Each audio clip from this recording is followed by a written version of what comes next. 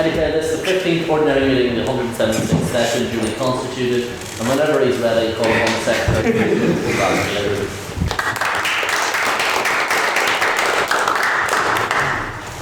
Hello, sorry about that. On Thursday the 6th of February, the Queen's University Belfast Literary and Scientific Society convened for the 14th ordinary meeting of the 176th session to debate the motion, "This House would not have children."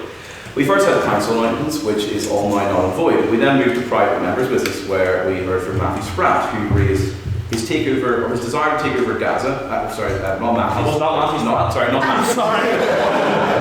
Donald Trump's desire to take over Gaza. Not Matthew's personal inclination in that regard. And there was also responses heard from Jack Douglas and Ryan Hoey, HLM. Tom Burns, HLM, raised the Trump administration's DEI issues. And then raised some weird question about DEI musicals and how funding is being given to them. Responses were heard from Hugh Child, Sean Lundy, and Ray Thiem, who then raised that the singer from LMFAO is becoming a professional tennis player. Now, I have my tennis tie on tonight. We then heard from Ryan Hoey, HLM, who said QB had put up Van Morrison as artist in residence, which is great. We then heard from Bedair, who said we need to alter the definition of DEI. We then moved to the President's questions, where Flynn asked, "What did you have for breakfast?" The President, substantially healthier than usual, said peri-peri chicken and rice. Tom Burns, HLM, said, "If you could write, fund or defund a DEI musical, then what would it be?" The President said, "I would defund Oliver because it is positive discrimination towards kids." Although part of me suspects this is from spite, because Dermot Dodd looked like a malnourished Victorian child. But anyway, Jonathan Massey asked, "Have you decided how you'll be voting in Greenlandic elections?" Dermot said, "Descendants of our country."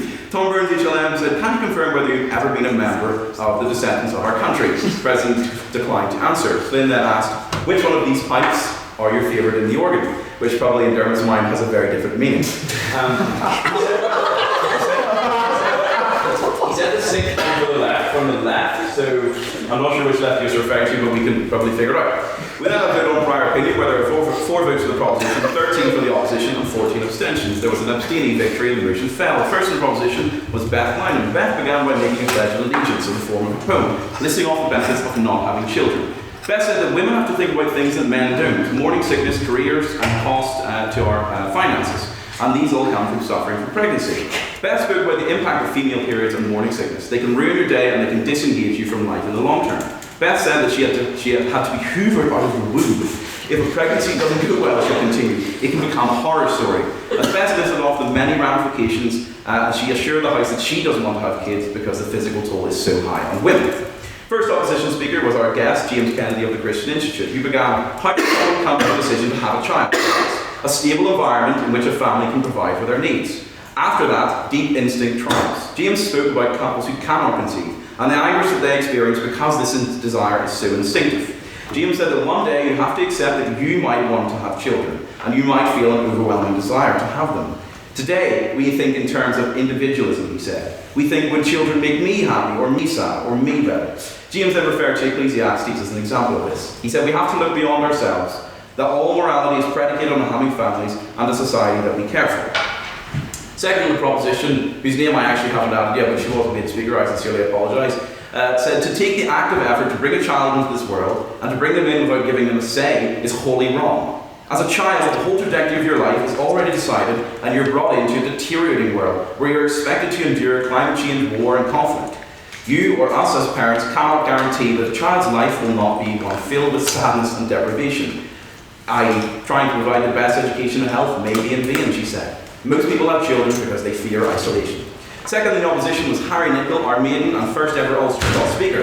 Harry opened with Genesis, "Multiply and be fruitful," he said. Again, different meaning. Harry extolled Japan but expressed concern at the declining birth rates. He continued, "UK birth rates have dropped faster than any other G7 country. There is projected to be more death births in 2029 in this country." Harry said that we should all be inspired by the message of John in the Bible. We all need a hand of love in this world. He agreed that there are weans who need to be adopted, and then he said children are good crack.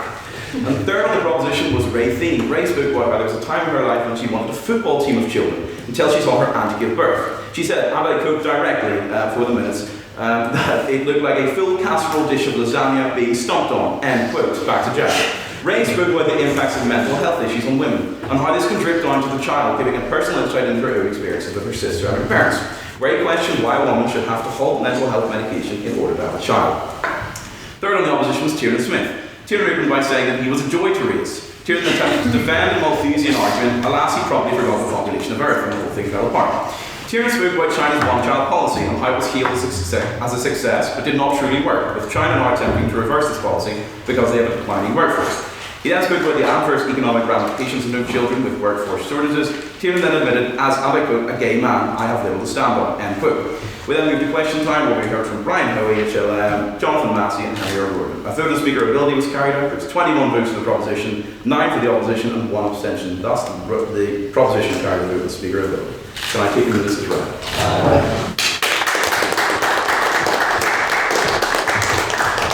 Reject the running commentary on my sex life.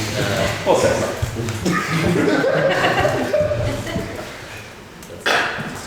Do we have any council announcements? Yes, I'm pleased to announce that last night we had a good turnout for the Clare Hannah talks. Thank you very much for everyone who showed up to that. But I'm even more pleased to announce, you'll see Morgan over there, we've been keeping this event fairly low key, but we will be ending February on a high note because we'll have Theresa May for the talk next week, so get excited. And if you want to find out more information about that, please talk to Ryan. After the debate tonight, we'll be heading down to Laveries for our weekly social, so I hope to see you there for a pint. Okay, now it's time for private members' business. This is your opportunity to raise anything you've seen in the news or anything that is not related to my sex life. So, I think this is that's it now. State implements. Beth, Lynam, what do we think of libraries getting rid of their £7 vote and a fine fee? I'm devastated. I think it's a disgrace, but obviously we were utilising the do too much as their ethic, and they got scared, so they've now had to change it to wings, which is still a solid option, but we want the burgers back. Implements. You can always Implements. Sorry? Implements. Oh, Jonathan Deronja. You can't always hunt pigeons if you're hungry. There is plenty of them in Belfast. Implements. I'm glad that we're discussing the big political issues of the day.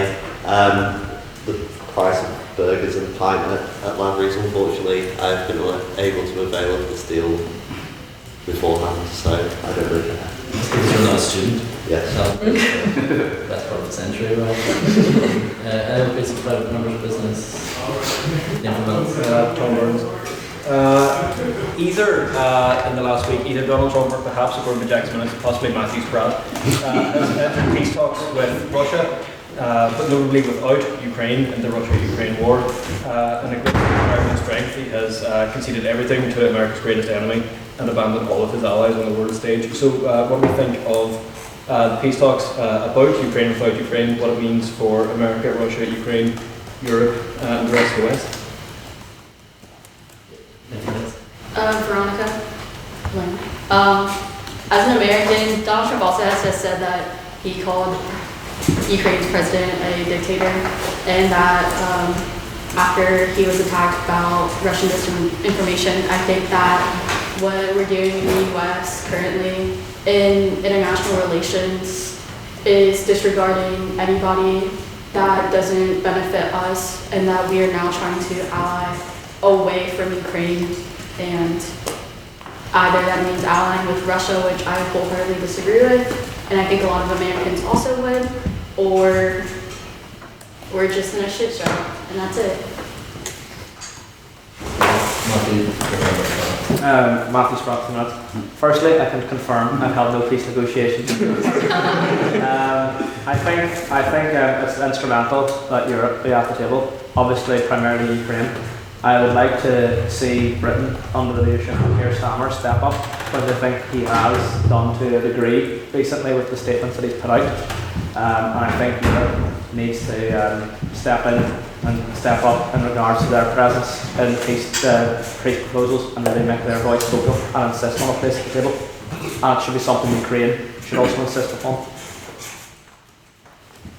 Dickie. On this point with the if you saw the defence conference in Munich in Nance's appearance, he spent most of his allotted speech time was meant to be talking about this issue, attacking the rest of the countries present. And it seems to be the policy of the GOP going forward that Europe is treated with quite a lot of contempt. Anyone else on this? This is the last one.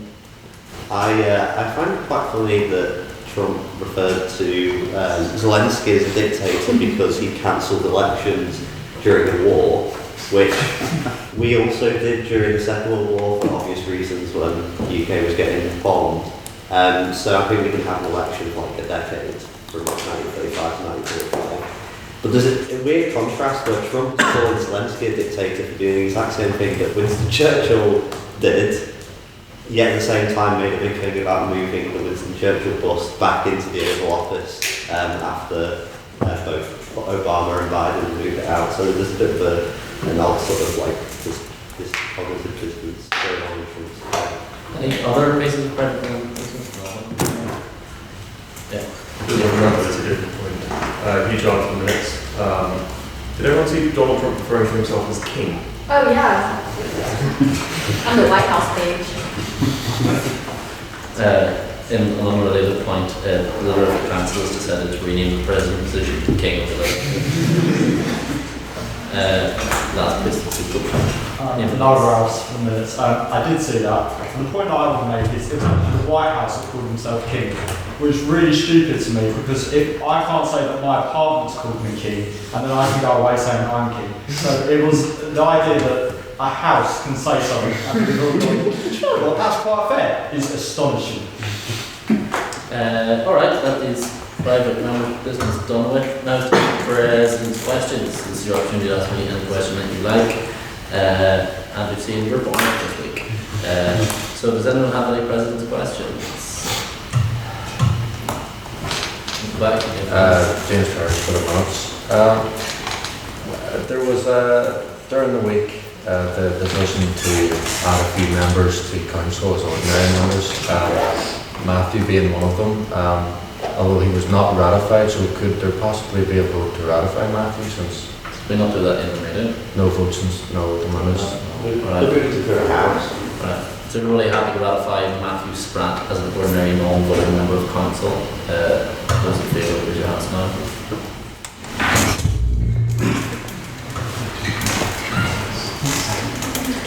Don't we need Surprised by your vote, Matthew. Pardon? Surprised by your vote. So we need council tax officers? Just as quick doing this. It's just as quick doing this. Alright, did you count them? Yeah. Those against? Those abstaining? Great. Can we have the vote, please, Mr. Secretary? There were 16 votes for Matthew Spratt. There were 0 against and 3 abstentions. That's Matthew Spratt is enthroned. Congratulations. Matthew, any other president's questions? What would you have for breakfast? Topic of private members' business, I actually had the Lowry's wings that I went to, and they were quite nice. But very sticky and very difficult to play with eat while blindfold. But they were quite nice, and I would recommend going in when it kind of pop question. Any other president's questions? Can you get ratified as well? You already have been ratified. If you were stuck in Groundhog Day, what random skill would you have to do up? Rolling cigarettes. I'm not very good at that. Any other business questions? If it takes any more than 15 seconds, then I don't know. How many previous presidents or kings of the Literary Society can you name off the top of your head? Oh, okay. Because we honor the anniversary. Right. Okay. E.L. Godkin. Robert Taylor? Robert Taylor. You go from the top, all the way up 1850, 51. We'll do as many as I know. Okay. Then we have we have John Hamill, we have James Hamill, we have Thomas Sinclair, Sheila Murnahan, Vivian McCann, Vivian Gill, Cyril Tolman, that I know. You go to the contemporary ones as well. Oh, yeah, I'm going to do that. Oh, okay. That's all I can remember from pre-night. First woman president. Paul Shannon. First First woman president. First woman president. What did it say? Jeez. I should remember this one. Disgraceful. Until recently, everyone called Sheila Murphy. So True. there was Paul Shannon, Ben Murphy, Tara Pereira, Matthew Bradley, we've Todd McSparran, Danny McCormick, Matthew Lee, Daniel Toft. Should be able to go with this, and Calvin Black. I've met more than this. What are we on now? 18 by my count. Wow, that's not too bad. Oh, Neve Gibson. Oh, God. Burrito East Senate. Right, that's the time. 20 by my count. That's alright.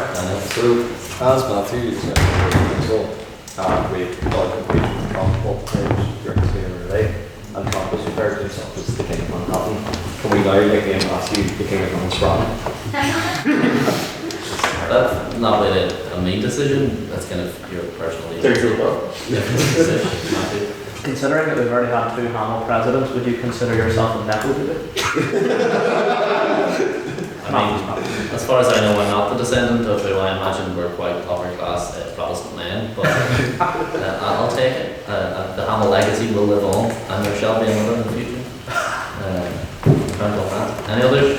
How many raw carrots do you think you can eat in one sitting? Raw carrots? No,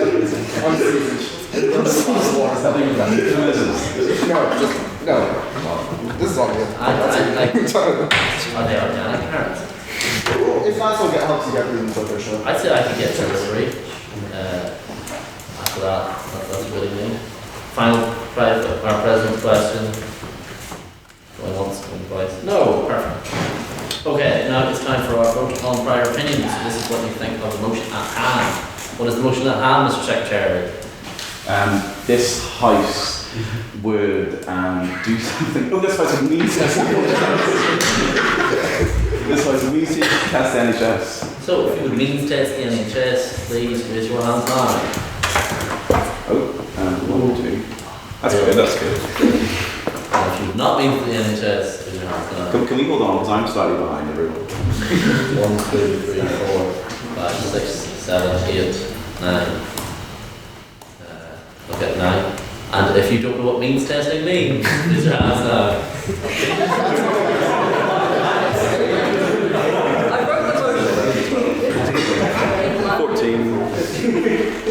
Right, first shot, explain. Those that would abstain on Right. Can we have the vote on speak? There were 2 votes for the proposition, 9 votes for the opposition, and 15 abstentions. Thus, the motion falls.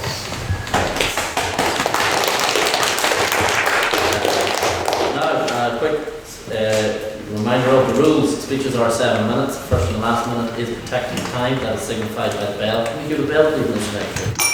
If you hear that sound, that marks the beginning or end of protected time, which means that you cannot offer POIs or interventions during that period. If you would like to offer a POI, raise your hand, say on that point of information. Do not say point of interest. Do not say point of order. If you wish to raise a point of order in the event of an emergency, or if you believe that the speaker has broken the rules, please do so and direct it to me. If you'd like to leave the room at any time, do so between speeches, do so quietly. We don't want to hear any of you. And I believe that is it. So without further ado, I call the first speaker of the proposition, Ryan Hoey, HLM.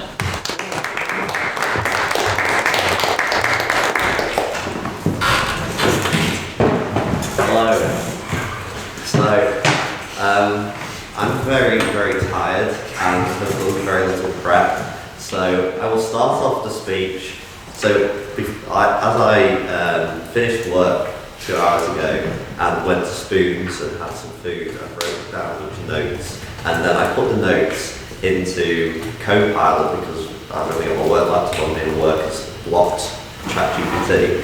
So I will start the speech as Copilot has written, which is, ladies and gentlemen, esteemed colleagues and honourable judges. some reason for the budget, but there isn't. Anyway, I guess the first thing that I need to do, considering it seems that most people in the room don't know what means testing is probably explain what means testing is and also set out what the proposition means in this debate. So the first thing to say is that the proposition isn't arguing for privatisation of the NHS or moving to an American system. What means testing means is basically to focus resources onto the poorest and remove resources from the sort of better off. So when, for example, Rachel Reeves is means tested with fuel payments, it means just only the poorest will get the system. So when we say means test the NHS, we're talking about focusing the NHS no longer being a universal service, but it being particularly focused on the poor and the middle class, and then the rich would no longer get the NHS. I'll first set out the problems that the NHS faces at the moment, which is that we've got an ageing population, people are living longer with multiple, more complex conditions, obviously waiting lists are completely out of control, and spending as well on the NHS is set to massively increase over the next indefinitely, basically, as a result of those pressures. So what the proposition will be arguing tonight is that we should move the NHS gradually to focus resources on those who need it the most. And how this would be done is that we would move from, at the moment, the NHS is what's called the defined benefit. You're entitled to healthcare through a defined contribution system. Now, the opposition may, and I think they'll have to accept that the NHS faces these problems. But I imagine what they could say is that there are alternatives to maintain the current model, but reform the current model of sort of care delivery along the sort of lines that Ben Goer set out in his report a decade ago, which is basically to move resources more into the community, which is not only a cheaper model of care delivery, but also is better for patients, both in terms of satisfaction and also when you go to hospital you're very likely to acquire infections. So it's a cheaper and better model of care. I guess the problem with that is that we're not going to be able, just doing that alone, to solve the issues that the NHS faces. So from the Office of Budget Responsibility's long-term fiscal risk report, which I'm sure you've all read, spending on health and social care is set to rise from about 10% of GDP. Go on. What's the sort of threshold for means testing being moved so low that people who need healthcare don't get it? You're saying it's cutting off the arm to save the body, but it's not cutting off the head to save the thing. No, I will set out in a sec how we will get there over time. Basically, the problem that exists at the moment, as per the Office of Budget Responsibility long-term fiscal risk report, is that we currently spend about 10% of GDP government spending on healthcare. Given the aging population, the increased complexity of conditions, over time, over the next 50 years, the amount that the government will have to spend just to maintain the level of service that we have today will rise from about 10% to about 18% of the entire GDP, the entire economy. So that basically means double the percentage we're going to have to spend on healthcare just to maintain the services that we have. And that will basically crowd out spending on education and infrastructure and all the other things the government has to spend money on. So basically the only alternative to this is to massively increase taxes over the next 50 years. And that means for everyone, not just the rich. And obviously that has knock-on effects on the incentives to work and invest, which will basically massively damage the economy and slow economic growth over time. And there is a limit to how much you can tax. So basically there is a huge fiscal problem coming down the pipe in the next 50 years. So I guess the case for change here is that we need to transition to a new model.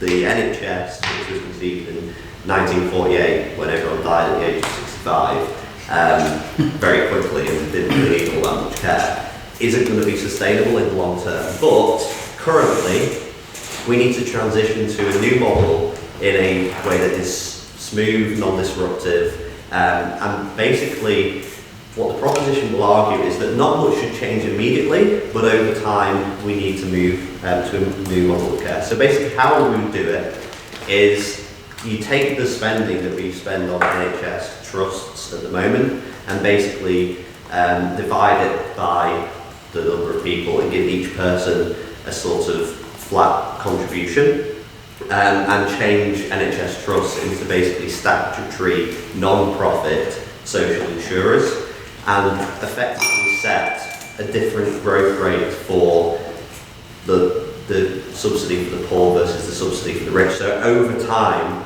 the end result would be that those at the lower end of the socioeconomic spectrum and those in the middle would still get covered, but those sort of who can afford to cover it themselves would over time cover themselves. The problem really, especially as waiting lists have got longer, is that the rich are already opting out of the system anyway, leaving those who can't afford basically stuck in a broken system.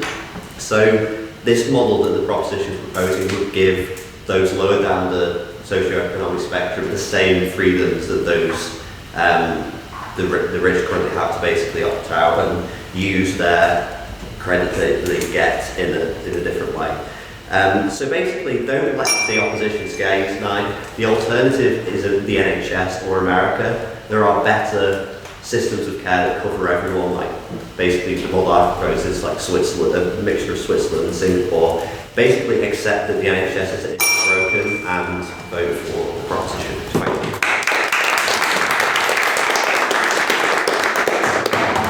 Thank you, Ryan, for that excellent speech. Now, opposition all around.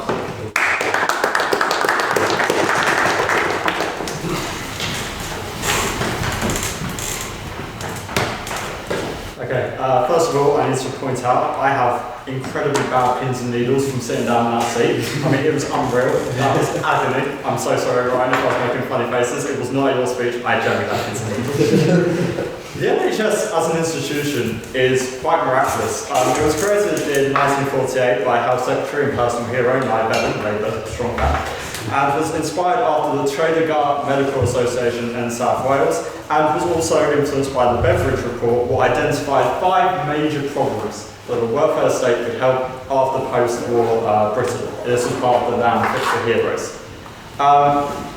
The NHS as an institution holds a dear heart in every person's national identity in Britain, and is one of the strongest ways of socialism working. And I did find it a bit naive to say that means testing will not lead to privatisation. If you introduce market forces into a socialist system, you get a private market system.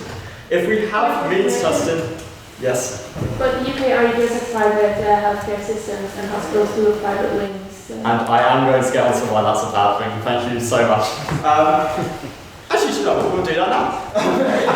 The NHS is being steadily privatised. Okay. Now this started, unfortunately, under the new Labour government because they wanted me to hate them.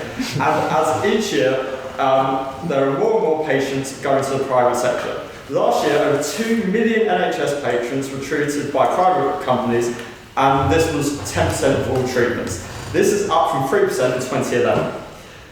A person called Ben Goddard, who is a doctoral researcher at the University of Oxford, did a report on privatisation on the NHS. Yeah? You say that the NHS is a great example of socialism working. So why is everyone going private?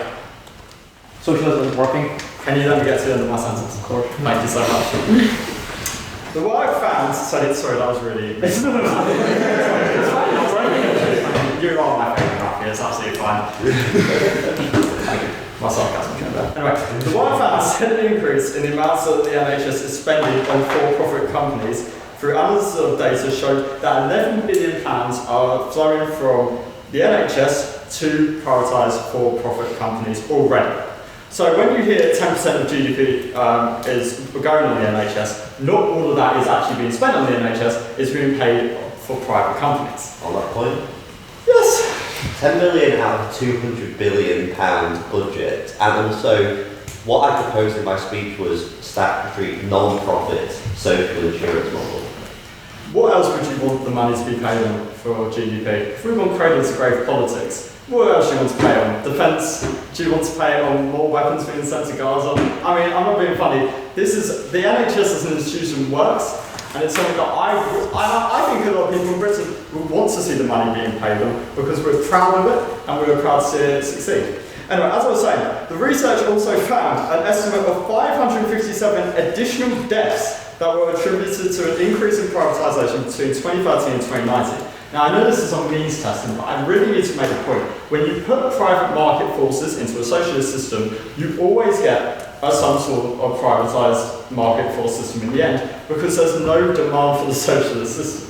And that might sound a bit weird, but private market, I'm just going to carry on for a little bit. Private market, what they can do very easily is undermine socialist systems that are provided by the welfare state by having low prices.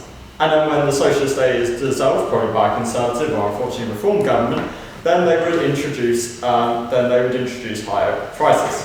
Now, I'm going to paint a working class struggle. This is a working class v every other class struggle, but it does actually affect the middle class that is getting weaker and weaker.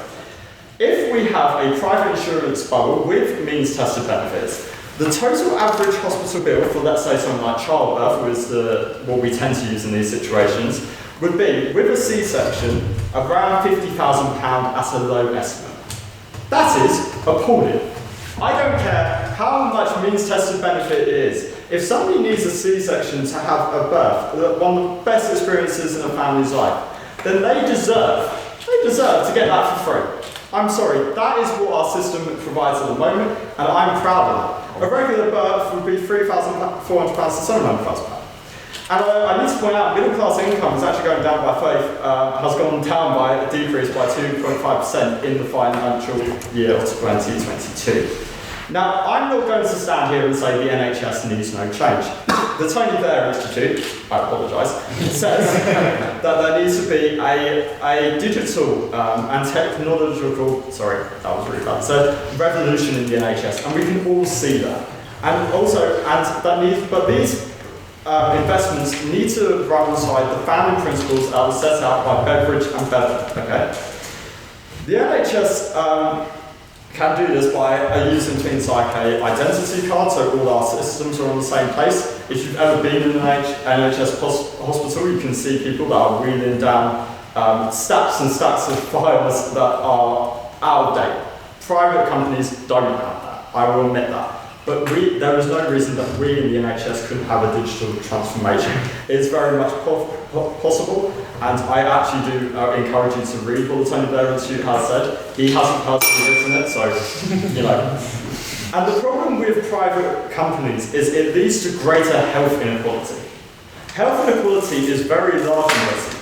The lower working class have seen a vast increase in food banks. I mean, we can all see it. We don't need to even see the numbers. We know that in 2010 it went from 12 to 1,200 on the biggest food bank company. And what that means is that there will be different, if you look at the upper class, for instance, their life expectancy is about 10 years compared to the working class. This means there's also things like malnutrition. 800,000 people tend from working class categories tend to be have more malnutrition, as said in the Guardian report. Finally, I want to point out, before doing this, I played a game of five-a-side, and I got flattered. I got absolutely flattered, and my wrist is definitely broken. I did the numbers on that. If I was to live under a privatised system, I would have to pay £2,500. I do not want to do that, and with means tested, that would go down to £900. I can't afford that. So I'm going to say vote against the opposition for all the reasons. A strong socialist system helps everyone. We want a cradle-to-grave politics. We support the ideas as Nia Bevan, and I don't want to pay £900 when I need this week. I'm making that very clear. Vote for the opposition.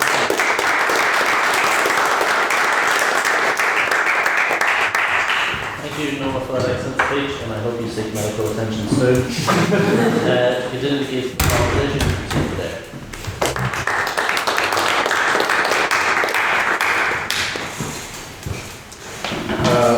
ladies and gentlemen, I would first like to congratulate the two speakers that have preceded me and wish Mr. Ralph some condolences on his wrist. I would advise that in the future you get good. As many of you know, I'm a medical student, so here I intend to lay out a prospective practitioner's perspective on the benefits of means testing in terms of improving patient outcomes and alleviating burdens on the service. And in doing so, I'm going to address a couple points that I noticed in Mr. Ross's speech. First of all, I'd like a quick show of hands. Who in this room has been in A&E in the past 6 months? You very soon, I hope. Alright, now, I'd like to ask, I'm sure all of you had to wait somewhere upwards of 2 hours before you got seen. And I'm sure all of you would notice that a lot of things could have slowed down in treatment. Understaffing, crowding, maybe malice in some of your cases, but I'm not a judge. Chances are it was one of the first two, both of which are issues that I feel could easily be resolved with the help of means testing. So first, to address the chronic staffing issues that are plaguing the service. Do we have anyone in the room from Fermanagh? Hello? I'm very sorry. So I'm sure anyone from Fermanagh will be well aware that there is not a general surgery service in the Southwest Acute Hospital. The reason? The same reason the NHS in general is so understaffed. It's quite frankly not all that worth it to be a doctor in the NHS. The maximum annual pay for an NHS consultant in Northern Ireland is about £120,000 per year. Down south it's about £215,000 last time I checked the exchange rate. Now, Many in the Irish public have to pay 60 quid just to visit the GP, so the doctors themselves may get paid more, but the people themselves are going to treatment net and suffering as a result. I will address that. What I see here, sorry, was there another hand inside?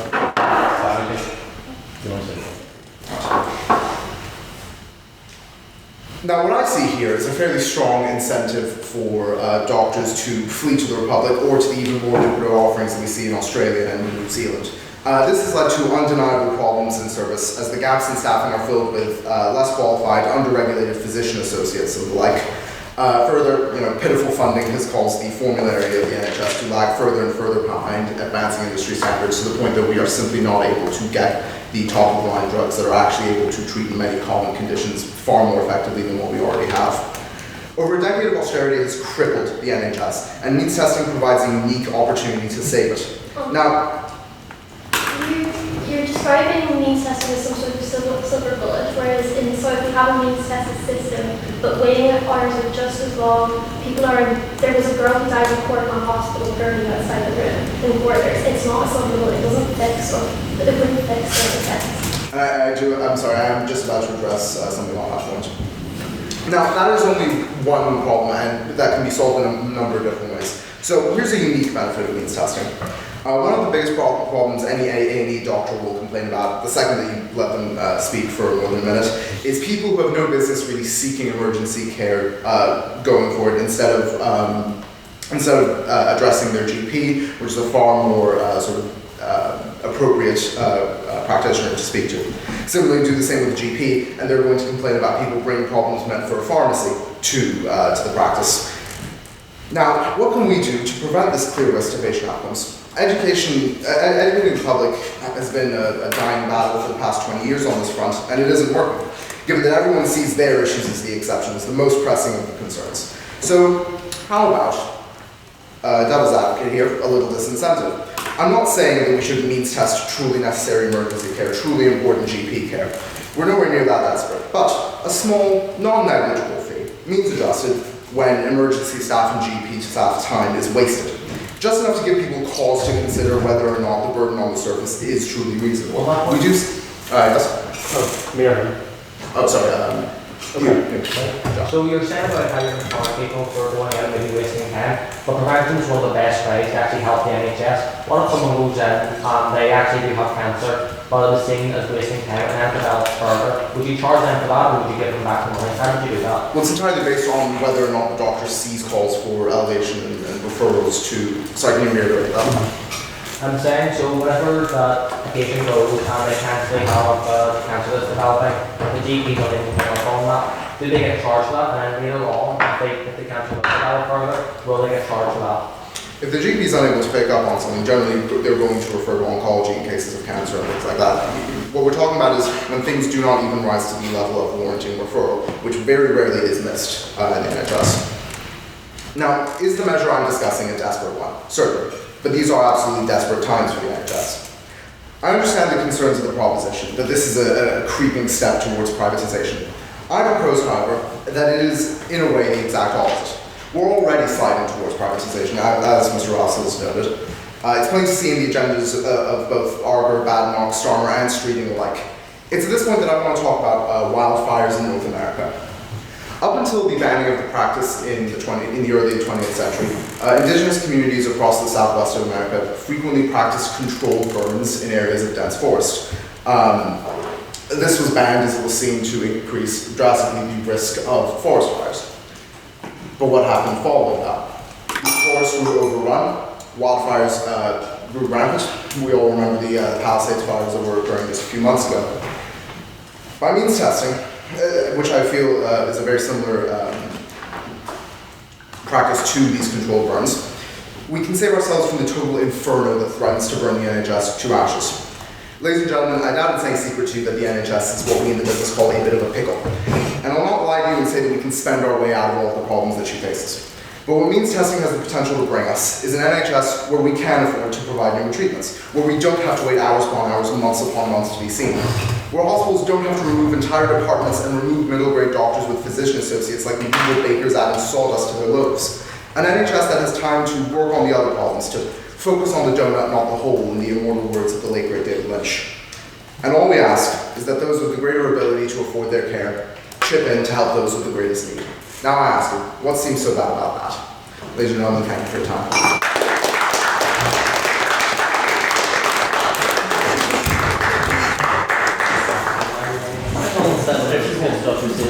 Now I consider the case for the opposition, Jack Mark.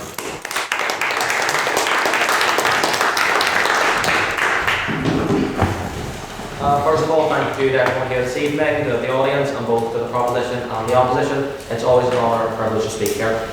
Now, the NHS is built upon the idea healthcare is a right like any other. The idea that if you fall ill, you will be taken care of. The idea that if you need help, all you must do is ask. It means testing the NHS. It's not about equality. It's not about helping others. It's not about improving healthcare. It means testing the NHS is simply the means to deprive individuals of the most basic of human rights, the right to health. The fact is, it means testing the NHS is the first step of burning down the whole institution. Because first, it'll only be the top earners who will pay for a check-up with a GP. Then one or two minor procedures. And then we should probably just charge those in the middle class incomes as well. And before you know it, the most vulnerable in our society will be exploited by an American-style healthcare system because the NHS will have been tore down. People having to choose between medicine and food, between treatment and their rent. That is simply unacceptable. Because no matter what the proposition try to tell you about means testing the healthcare of people, no matter what they try to tell you about taking away your basic rights and hats for your own good, we reject it. Because when we as decent human beings see the vulnerable in our society, those who need our help, we believe they deserve it with a service charge. And I believe it is the duty of a government to take care of its people, not send them ill for falling ill. Go ahead. What the opposition is in favour of isn't people choosing healthcare between healthcare and food. They're in favour of people choosing, they're not in favour of people choosing a holiday over healthcare because they can. I understand the point you're trying to say, but I think once you start introducing elements such as means testing, it invites privatisation in, and then that just lets the whole healthcare service, the one that is nationally funded, fall to pieces. And means testing will not fix the core problems of our NHS. Because when you look at the same people, such as Nigel Farage, such as the Reform Party and the Conservatives, who oppose such policies and are more than willing to invite big business and privatisation into our health, selling off our NHS to the highest bidder, no matter what this proposition tries to tell you, this motion is not just about the NHS.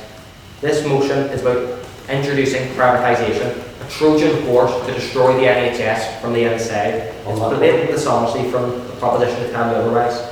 This policy would create a two-tier system that only incentivise private health care for the well-off and leave ordinary working families behind. On that point, now, go ahead. The NHS, as it stands, the aspect of having free healthcare upon approach is a great concept or whatever, and that obviously needs to be maintained. But privatisation ultimately is playing a role in the NHS, and it is alleviating the burden and waiting lists. That's why so many people are going private if they can afford it. Can you not recognise on your side of the bench that privatisation is having positive effects? The privatisation is only having positive effect because of conservative policies over the last 14 years. Whenever you have an NHS that's being faced with austerity budget after austerity budget, of course privatisation is going to need to happen. But guess what? Whenever the NHS was at its most functional, there wasn't conservative policies in place. Whenever waiting lists were at their lowest, there wasn't high levels of privatisation. Privatisation only exists whenever the NHS is being beaten and abused. Now, if anyone wants to tell you I'm just fear-mongering and telling you the worst case possible, that can never happen. Just look at facts when people do get charged for those basic health care. In the United States, I've actually seen recently about insulin prices, which anyone doesn't know, stop those with diabetes from getting extremely ill or even dying. People have to pay out of pocket for that. Those on the lowest incomes, struggling to pay their bills to begin with, are being forced to fork out for life-saving health care. Those suffering in society actually have to pay so they don't die of a condition. Oh, thank you. Don't actually die of a condition they were born with. That is completely scandalous. There is no way you can morally justify that to anyone. That's where means testing leads to. The cost of working families is utterly ridiculous. Hundreds of that. Go ahead, sir. You say that that's what means testing leads to, but now I don't know a lot about US history, but I don't think there ever was a public health system there that started being means tested and degraded into a private healthcare system. Because whenever you see the same people, such as in the Republican Party in the United States and Reform, who carry the same similar policy platforms, guess what? If you implement that policy in the UK, before you know it, you're going to see people paying out of pocket day in, day out for the most basic health care. That's the policy they support, that's the policy they're going to bring forward by means testing. And the cost of working families is intolerable. It cannot be accepted under our way of life. Do you really think working people should be forced into debt for healthcare? Healthcare poverty should not be the goal of any developed nation, but that's what means testing actually leads to. Because here's the truth. When healthcare becomes more difficult to access, people delay treatment. They put off seeing a doctor, they avoid checkup, and soon a minor illness becomes a full-blown crisis. Are you going to start charging people for cancer screenings? Are you going to start pricing people out of prevention? Prevention is not just good for patients, it's good for the NHS, it saves time, money, and most of all, it saves lives. Now, back in December, I managed to get pneumonia. Don't ask me how I managed that in the 21st century, I'm assuming I got that while I was at work. Now, I couldn't physically eat a thing, I was coughing on a bit of blood. It was horrible. But you know what? I was able to get a prescription, free of charge off the NHS, and I was able to get an antibiotic and a tablet to relieve my symptoms, and it was brilliant. Now, should I have had to pay for that based on my income, or should it be based on my parents' income, like university loans and grants? What if a parent just refuses to pay for their young child's health? What if on paper they can't afford it, but have come to difficult times and can no longer do it? Can't you see that means testing doesn't work in practice? It doesn't make any sense. On that point, go ahead. In an awful lot of cases though, our current health service isn't working in practice. We have the longest waiting list in the UK by a country mile. Over half of our population waits more than a year to get seen on the first referral. Well, in practice, it doesn't work now. In practice, it doesn't anything else. Well, I think no one's going to be surprised what I said about this, but I would blame probably British government underfunding into our health care service. And I would blame them for giving us austerity budget after austerity budget so we can't properly fund our health care service. But can we not all see that this motion is going to put everyone's bills up, it's going to put more pressure on working families, and it is out of touch with reality? This proposition, they're trying to tell you that they have a plan, but the fact is they have no plan, because the second you start scrutinising it and it's put into practice, it fails. Because the policy of not having a real policy is just lies. And the fact is, they're out of touch with only working people, they can't be trusted. We have a choice. We can go down the path of mean testing, creeping privatisation into our healthcare, weakening our NHS, or we can choose to stand up for what's right, what we believe in. An NHS, free at the point of use, funded by us all, for the benefit of us all. So let's send them a message. The NHS is not up for sale, it is not up for negotiation, and we will never allow it to be undermined. This is why we must reject this motion. Thank you.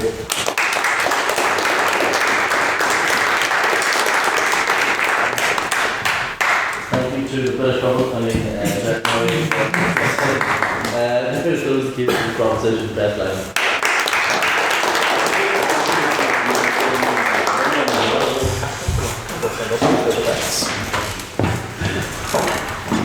Okay, so debate, or to end this big proposition, it's been a very interesting debate, much more interesting than I thought means testing the NHS would be, and that is why my speech has been a lot more interesting. So we've done a lot of talking about what means testing looks like and the benefits of it, and honestly there aren't like that many points to make about how good they are, they've been mentioned already. So instead I'm going to do a very British parliamentary style debate and look at the world in which means testing exists and how that beats the world in which means testing does not exist, i.e. this one. So first, to build the world of the proposition, we have to look at the world as it is, the world of the opposition, with the NHS is not means testing, it's free at the point of care, or from point of use. And currently, that is, patient outcomes are worse than average compared to similar countries and healthcare systems. There are fewer doctors and nurses, less medical equipment, and fewer beds, especially in Northern Ireland, where the health and care system performs worse than anywhere else in the UK. And as an Irish person, I'm just really complaining about the HSE, and I know it hasn't been complained about so far in this debate. It's a mess, but it's less mess than the NHS. And one of the reasons it works, I would argue, is the fact that Ireland does have some means testing in their healthcare system. Imagine you were working minimum wage, or they also have private healthcare more than the NHS does. So imagine you were working minimum wage, which is between £20,000 to £30,000-ish. With rent, utilities, and other necessities, there's very little left over in the end. Now imagine you're in a health emergency. Let's say you need general surgery, which you still need to wait 17 weeks on average for red flag surgery, 130 weeks for urgent surgery, and 196 weeks, which is almost 4 whole years for general surgery. To be more dramatic, if you needed neurosurgery, red flag surgery is an average of 21 weeks. At that point, what's the point of waiting? Not to be grim, but I can probably already be dead. So what's the point of pointing this out? Well, if you're a low-income earner, you have no other option but to wait for the NHS, which could take years and does not even guarantee world-class healthcare like it used to. You don't even need to have a massive health emergency, as the NHS has a higher treatable and avoidable mortality rates than other countries. So basically, you're cooked either way. But but you know who isn't cooked? Higher income earners who have the option to go to private healthcare. As Ryan mentioned, we don't want to fully privatize healthcare. We are the most aware how important public and social healthcare is. Higher income earners don't have the option not to have to wait weeks to go see a GP or have surgery, yet the system is clogged, for a lack of a better way to say it, like, not to be rude, but they have other options, but are staying in a system that is disadvantaging those who have no other options. Yes, is there a point of information? Yeah, just regarding, there's all this talk of high earners, so there's actually Rob Whiteley pointed out earlier. They generally use private means anyway. What does the proposition actually hope to achieve by means-based testing anyway? It's nothing more than a fugazi. It doesn't exist as a meaningful policy. I mean, there are people who are using private healthcare, but it isn't, everybody who can use private healthcare, and it is faster and better for them, and they may not know they have the option of it. And we want to just encourage people to be aware that there are other things that are quicker, so that both sides speed up in private and public healthcare. And yes, there are concerns that will massively disenfranchise the middle class and the healthcare costs will skyrocket. As was mentioned, childbirth is something people know I'm a massive fan of. And in the South, which is where I'm from, with private healthcare, it only costs between 5,000 to 11,000 euros, which is expensive, but it's not massively more expensive than the public healthcare system, which is about 3,000 to 5,000 pounds of euros. What am I talking about? So while yes, it will be more expensive. Once I finish my point. While it being more expensive to have a child in private healthcare, you are more likely to be able to afford private healthcare if you're under it, which is only about 1,500 euros a year in the South, which is also not a huge amount, especially if you realize salaries are higher in the South than in the UK. So while there might be a little bit more of a cost, it's something that higher income earners can absorb into their thing, something that lower income earners cannot absorb, and it speeds up the system for both sides because people are being streamlined into two different sections. Yes? In my speech, I said that middle class incomes in the UK are going down. What would you say to that when it comes to, because we are on the NHS, what would you say to a middle class family in Britain sitting there pockets shrink, that might not be able to afford a baby, broken wrist, money? Well, are they middle class then? If they're going to be shrinking, can you consider them to be more of a working class, lower income earner if they are going down? Like, people can move classes, we love to see that it goes up, but unfortunately there is moving down. So, but that is also not because of healthcare costs, that is because of general costs that are involved in other issues. and is also accused by the opposition that means testing deprives individuals of healthcare. But are people not already being deprived by healthcare with a massive waiting list? Where is this hypothetical healthcare coming from with these year-long waiting lists, with these lower outcome, fewer doctors and nurses fleeing to the south, to Australia, to Canada? So those who need it most and have no other option are trapped in the slot that is the NHS. We're not saying that everybody should be kicked out of the system, that we're going to start over and just have the poorest of the poor in it and not let anybody who's still struggling in it. We are just saying that those who have the option, those who are earning the most, be not even forced to go into private health. We're not saying like, oh my God, absolutely not, but just be encouraged at a certain threshold to be like, okay, right, you're going to have to pay more, not like the entire cost that the US healthcare system, which I'm going to go for, because the US requires you to pay the full £50,000, $50,000 or whatever it costs, but just a couple thousand more, that, or not even 1,000 more, a little bit more, that allows the NHS to continue funding themselves in a different option. And yes, and like also America's brought up, honestly, it's its own mess, it should not be compared. If we were to compare the UK system, we should compare it to other European countries that have a mixed system of private and public healthcare. The US is also a mess. It's, look, sorry to the Americans, but like I think trying to like compare the US to any other country is just kind of bad faith in that sense. And now I'm just going to talk about the Irish system, so please do not jump me, okay? The Irish system has a public and private healthcare, and also it was also brought up about cancer care. Some services like cancer checks, cervical checks, and birth control are free because the government wants the people to have access to it. So we're not saying that every single service will be made completely like expensive or that every single service will be fee paying, because if the government wants people to have these things like birth control, cancer checks, these important things in society that are prevention risks that will not cost the healthcare system more, those can be made free. But we're just saying that certain services like GPs and other like not as important health emergencies should be, or not even emergencies, should be considered to be means tested. I thank you for listening, and I beg you to propose.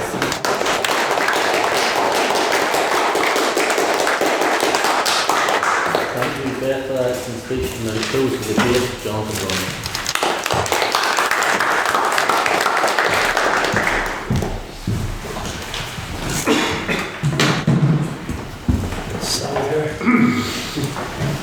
Hello everyone, I'd like to thank everyone for coming here. I'd also like to thank Misha, who said that it would be unfair for me to say that we shouldn't have to means test the NHS because I propose scrapping it in its entirety, replacing it with healing crystals. Jokes aside, ladies and gentlemen, there is a question here tonight. I want to start this debate with a question, and I want to end with one. Why the NHS? Well, in 1948, Labour created the NHS. The reason being, the working class, the middle class, and the upper class all suffered in one of the most devastating wars in history. Thousands of mothers lost their sons in Europe, and the people came back from war, and they think, well, what are we fighting for? Am I fighting for my kid to die of cholera at a young age? Am I fighting for my wife to die of pneumonia in childbirth? No, I'm fighting for a future that's not just better for me, but better for subsequent generations. So, Labour government created the National Health Service, and what we now see is something that, despite its flaws, still ranks top 4 in terms of its overall performance. And on that point, we need to think, well, moving forward, what can we expect out of the healthcare system?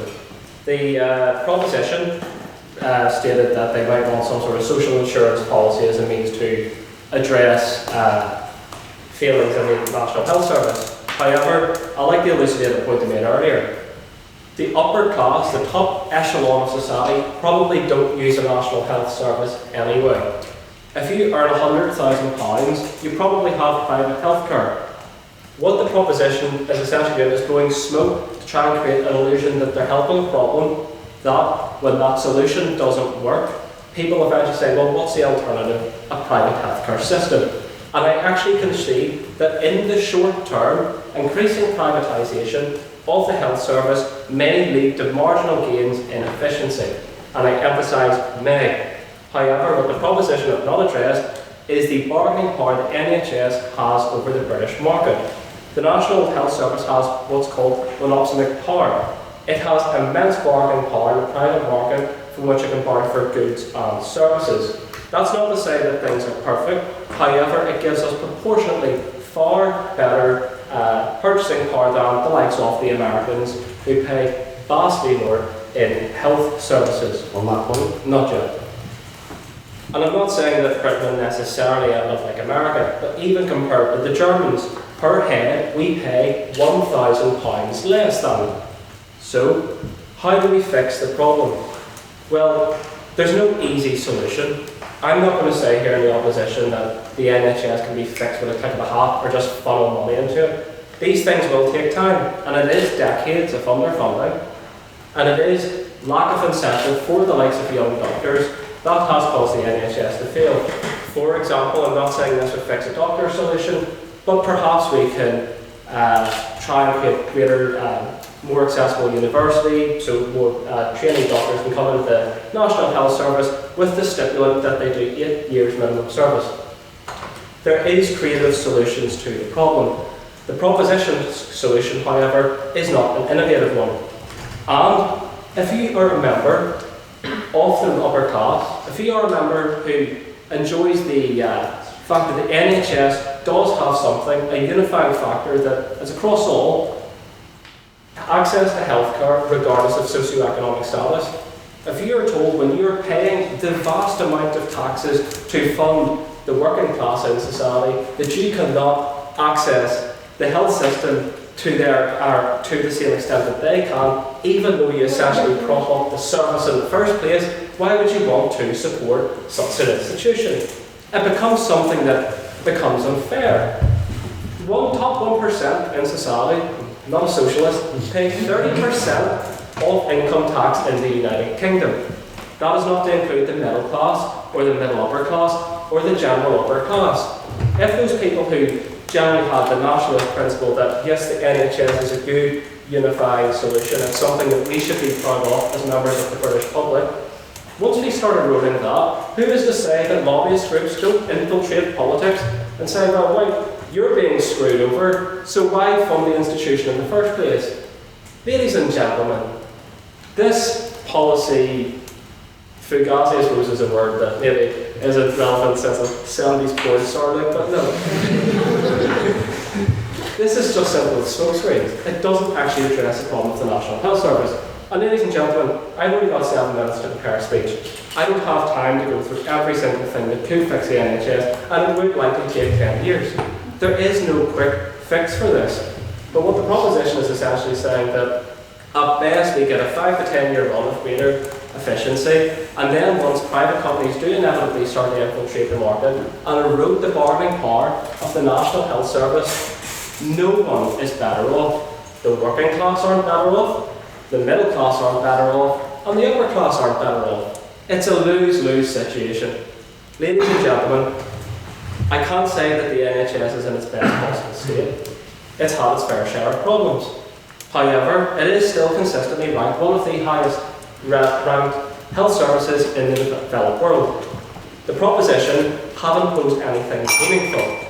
One thing I do actually like that they suggested is having people held accountable for their actions. So if they come to A&E drunk on a regular basis, perhaps they should be charged. But that's not means-based, that's actions-based. Ladies and gentlemen, tonight I leave you with a question. Would you be happy for 5 minutes and shoot yourself in the foot later on to screw over the rest of your life? Would you enjoy 5 years of pleasure and screw over your kids' future, their kids' future, and subsequent generations? Thank you, ladies and gentlemen.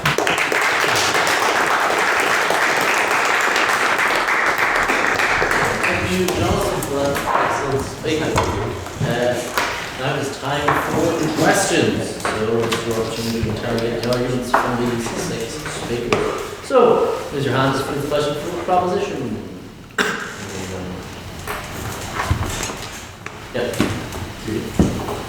So the first proposition speaker's system seems to be assigning individual pots of money with growth rates dependent on income. And that seems a little strange to me because there's a lot more factors affecting how much money a person needs than just the amount they earn. pre-existing conditions, family history, obesity. It's a data set with really high variance, and I was wondering how a system would account for this. You basically, I don't know whether I actually went into this this week, but basically, whether it is a private insurer, whether it is a statutory non-profit social insurer, you basically take account for the risk pool by having a regulation in terms of a defined benefit package, what's called like community rating, so it means that you can't charge more for people with pre-existing conditions, all the rest of it. Basically, if both the public system and the private system act as basically insurers, and you cover the cost of that insurance completely for the low-income population, a bit less for middle-income population, and then not at all really for like super rich, you basically account for the discrepancies in the risk pool, and you basically cover it that way. It's a very technical, nerdy thing. I don't know if I explain well or many people understand, but that's basically how we do it. Does it respond? They don't have a response. What you're doing is you're just creating a system that's going to encourage the rich to go off, do their own thing with healthcare, and then we'll just leave the normal healthcare system. And there's a reason in countries like Finland, for example, they don't like private education, because once the rich can send their kids to whatever school they want, they don't need to cover the education anymore. That's why people don't need to cover the NHS. Because everyone's in on it, everyone needs it, and we're all going to fund it, and we're all going to cover it. But it's done. Is there anyone have a question for the opposition?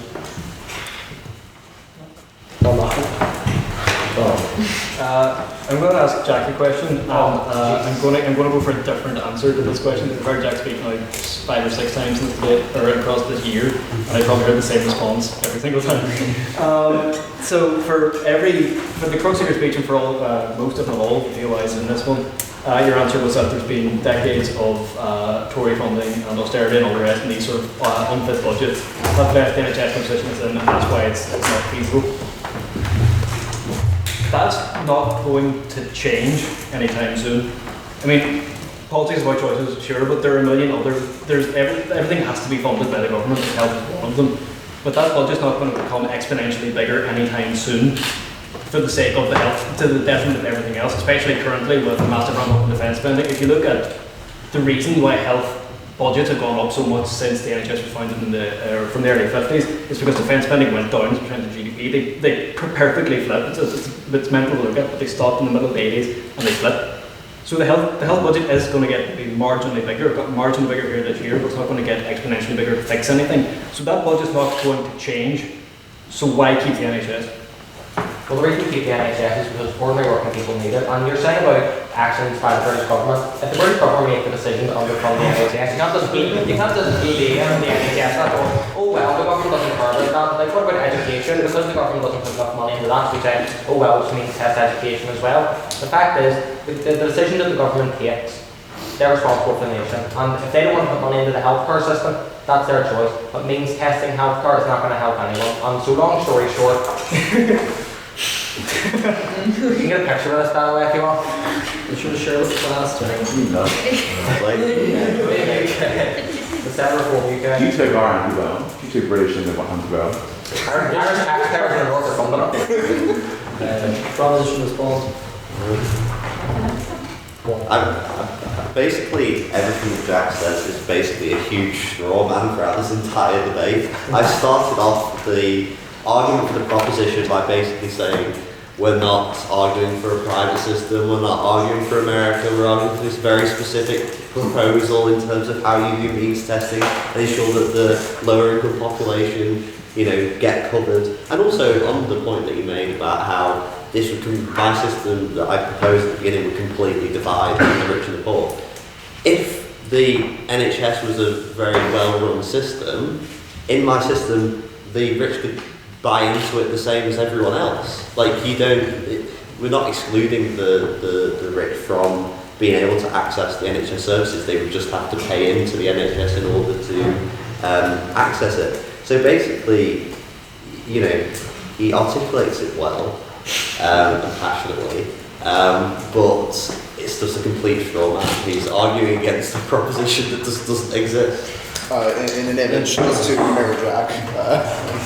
If you want to go shop, it's See the share with the class. Right. Does anyone have any stealing questions? This is a question from fairly both sides. James. Thank you. I asked this only because it came up before the general election and a leaders debate, and it was put there was Sunak and Keir Starmer, not to offend anyone by comparing the two. But would any of you use private healthcare if you felt the waiting list on the NHS was too long? Proposition was called. Can we all do a yes or no? Do a yes, a quick yes or no. Actually, can I go into some detail about that? Well, we can either do a yes or no, or we can go into detail, Jack. Or no, it's one or the other. Okay, proposition was called. I think the question is just, do we use private healthcare? Would you? Yeah. Would you? I mean, I'm not from the UK, but I use private healthcare and it works for me. And that's because my family can afford it. Right, I don't know if I've mentioned this before, but I'm from Croydon. So, do you know, I think the opposition's made it. I'll address, first of all, would I ever use private healthcare? No, and that's probably more our principle and for the waiting list. But what I would say is, it's a conversation that's now happening around a lot of kitchen tables, particularly in rural, leafy Surrey and Kent. And what I wanted to say is, the opposition have kind of neglected, and this is something that I'll take responsibility for, social solidarity between people. We are having this debate about, oh, should we means test this? It's all about you. It's the individual. I think something when you look at these like, oh, should we go to private healthcare? I think a lot of people, particularly in the UK, who are actually more left-wing as they think, they do have this social solidarity amongst people. If somebody else gets sick, I want to care for them as well because I care about that person even if I don't know them.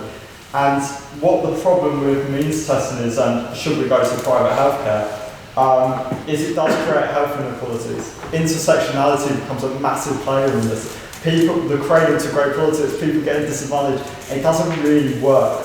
So I think there's actually a strong case of, you know, I've made it quite clear that my wrist is in agony throughout the whole debate. If one of your wrists is in agony, I want you to get the best care at the point of entry.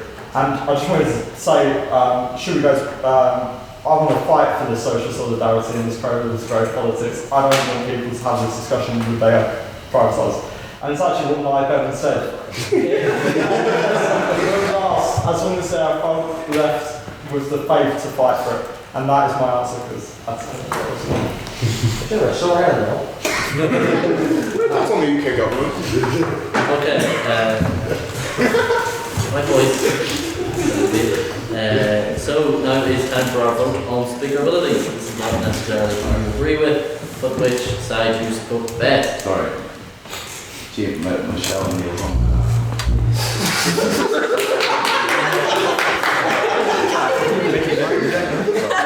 And your plan as health minister?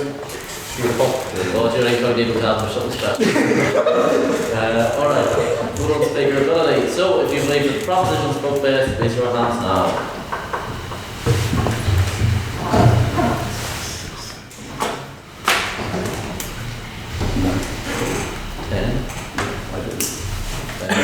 I believe the opposition spoke best, raise your hands now.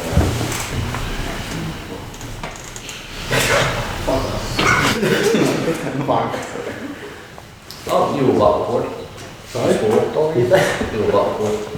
I am from East Belfast, from a Protestant background. There's not a chance you're going to. Okay, you will vote. Okay, you will all vote Belfast then.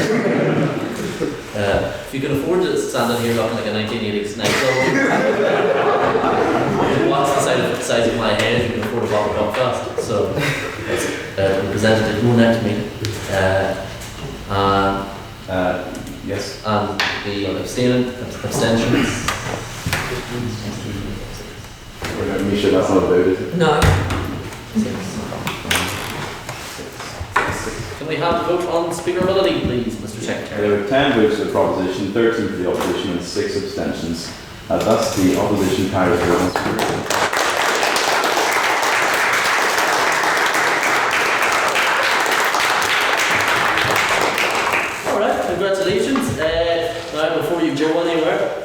We are all going to Lavery's after this. Also, you can join us next Thursday for our talk with former Prime Minister of the United Kingdom, Theresa May. You can also join us that evening for This House Believes Eamon Damara did more harm than good.